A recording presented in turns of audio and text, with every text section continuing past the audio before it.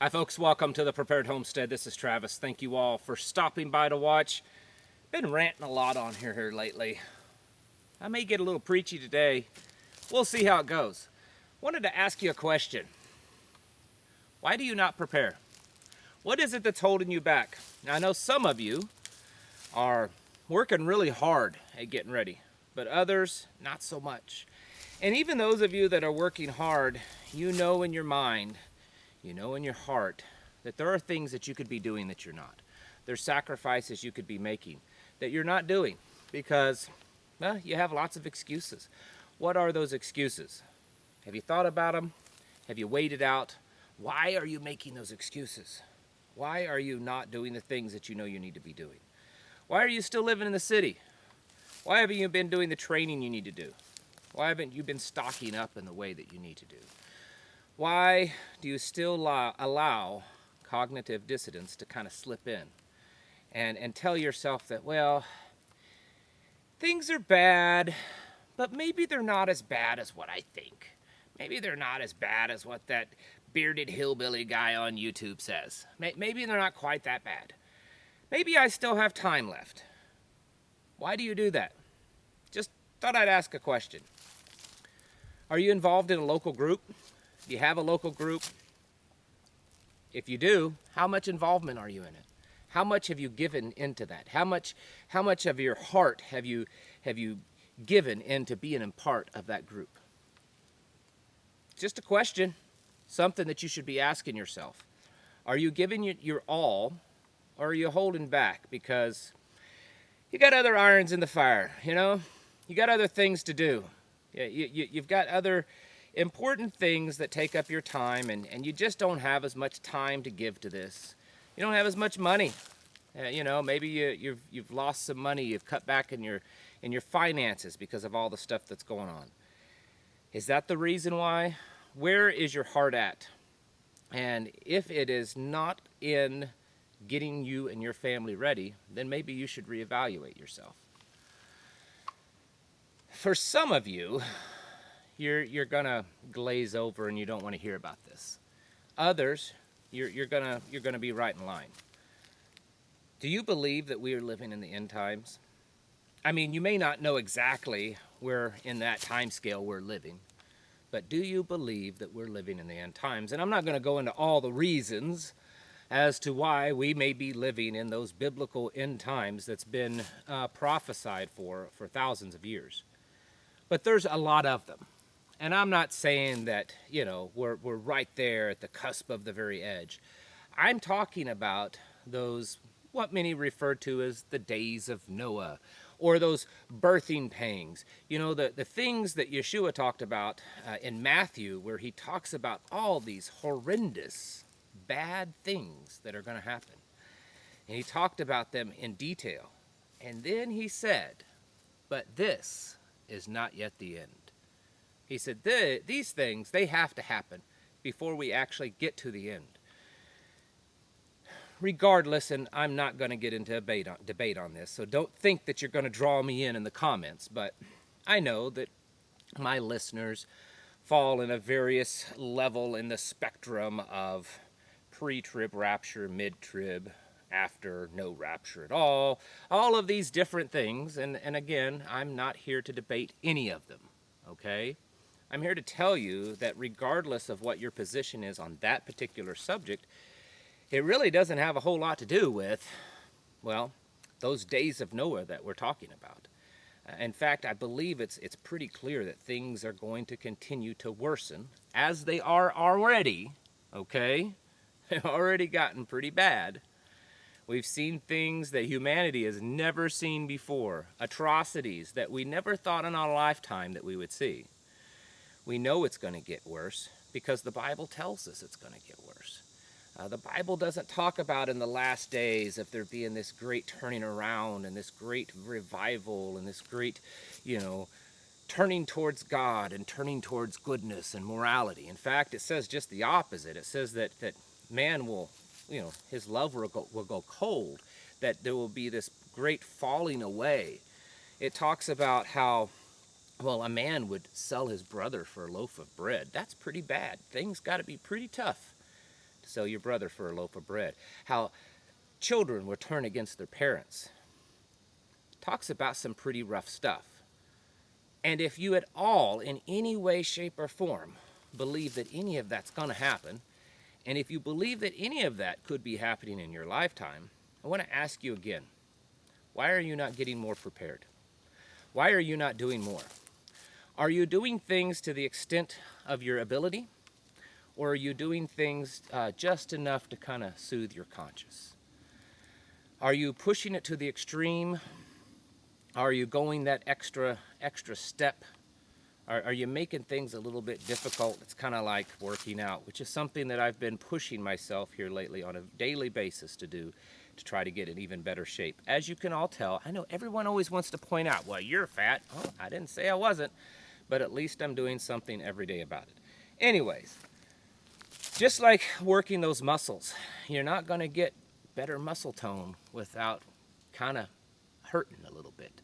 I can remember years ago when I was in school, the short time that I spent in a private school, gym teacher, she was pretty tough, right? You all know those gym teachers from back in the 70s and 80s. She used to say, she'd ask, is it hurting? If you said no, well then you're not doing it right. And I want to tell you that with your preparedness, whether it's physically preparing yourself, your body, your preps, your training, the acquisition of goods, whatever it is, your mental preparedness of getting yourself psychologically ready for the dark days that you're about to see, or especially the spiritual preparedness that you need to get to, because as spoken of in the Bible, in those last days that many, even the folks that do serve him, will fall away because they won't be able to withstand the horridness that they will see. If you're not getting yourself ready for those things, you're not exercising that muscle, and if you're not doing it to the point that it's a little strenuous, then maybe you're not doing it enough. Now, I'm not on here to criticize what you're doing personally, but I want to ask you the question, are you doing the best that you can, or are you doing just enough? And that's something that we should all be kind of searching ourselves for. Are we doing the very best that we can? Are we pushing it to the limits? Because I don't know about you, but if you look at the things that are going on in the world today, it's kind of hard to make an excuse and say that this is normal. It's kind of hard to watch it and say, maybe it's not that bad. Maybe it's not that bad that, we're being told that food is becoming more and more scarce and it's becoming more expensive.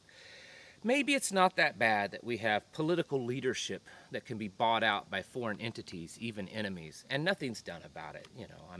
The worst that's going to happen is they set up a special counsel that was also the attorney for the person that the special counsel is being investigating. Maybe it's not that bad that we take a former president, we charge him with, almost 80 different crimes, while the current president gets away with everything you can think of. Maybe it's not that bad that we ramrod and bulldoze right over an old man because he said some not nice things online, while celebrities over the last several years have made outright threats and even held decapitated, things of the, you know what I'm talking about. We live in a very sinful, corrupt, and evil world. And if you can't see that by now, then I don't know what to tell you, and I don't even know why you're watching this channel. I'm not saying to get off my channel. I'm telling you, if you can't see it by now, if you can't see that the world that we're in is evil, it's corrupt, and it's on a very fast downward slope. And we're not up at the top where we just went onto the slope. We're getting down towards the bottom, folks. The big old swirly, yeah, it's getting down towards the bottom. If you can't see that, then I don't know what to tell you. I don't know how to awaken you. But if you can see that, if you do see where we're at, if you understand the severity of the situation that we're in, that it seems like at every different angle that we're just on the cusp of a complete collapse, whether it be war or the economy or disease or just the social instability, everything. everything seems like it's right on the verge of falling apart, which sounds very eerily similar to what is foretold in the Bible. And if you see that, then let me ask again, why aren't you doing enough to get prepared? Why aren't you pushing yourself? Why aren't you getting out of your comfort zone? Over the last couple of years of being more active on a local level, meaning that I'm in a position where I'm trying to build a physical real world community, not just people talking online. I have met face to face with so many people that have walked away from just about everything. They've quit their jobs, sold their homes, many times very nice homes. I've seen pictures and I've heard stories of some of these people that I've met. Lived in beautiful homes in very nice neighborhoods, drove very nice cars, had good jobs, was living what would be considered the perfect American dream. And they walked away from all that, sold everything. Why? So that they could move out to places like this and live in like a little cabin. Some of them, I've seen people that live kind of like how we do, but they've sold a big, beautiful home and they live in a, 500 square foot or less cabin. In fact, I just got an email today from someone I have yet to reply to doing just that. They just sold their almost 3,000 square foot home and they're getting a little place not too far from here that's 1,000 square foot. They're very much downsizing. I know people that are living in tents right now while they build their cabin. They're sacrificing. These aren't people that are always in great health or young or have lots of money. In fact, a lot of times it's the opposite. They have very little money and they have poor health or not great health, and they don't have age on their side. But they know that it's the right thing. They know that they must do it because they see the handwriting on the wall. They see the prophecies being fulfilled in the Bible, that we're nearing that 7 years of famine kind of period that's talked about in the Bible, where Joseph had sacrificed himself basically to save his community, to save not just the people of Egypt, but went on to save his own people, his own family. And if he hadn't done that, if he hadn't sacrificed himself, they wouldn't have survived. He is a good example of how we're supposed to be. We prepare during those 7 years of plenty, and we stock up and we get ready. And we also build a community, and we work for each other. We help each other. We serve each other.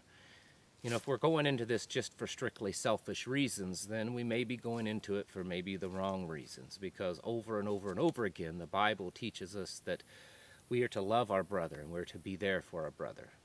So there's another little lesson that you can get mad at me over. You need to be getting ready. We're nearing, I think, the end of the 7 years of plenty. And I think we're about to embark upon the 7 years of famine. We may already be in it, we just don't know it yet because they haven't told us. But yeah, it's not very good. The economy, the dollar, the wars, the food, the social instability, all of it. It's all falling apart. And there's still so many people that are aware of it. They know what's going on. They know what the Bible talks about, and they're still not getting ready. So folks, you need to not be those kind of people. You need to be pushing yourself to find out some way, somehow, to get yourself physically ready. Physical in body and physical in the things that you need around you. Mentally ready so that you can psychologically endure the hardships that are ahead, and spiritually ready so that you can overcome the psychological and the spiritual warfare that's going to be thrust upon us. These are the days that we are about to see. Is it going to be tomorrow, next week, next year, next decade? I don't know, but I would say that most of you will at least be alive during part of that. And we need to get ready for that. We need to understand the severity at hand. Folks, it's not the time to play around anymore. It's the time to be serious. Get your houses in order. Thank you all for watching. I'll catch you in the next video.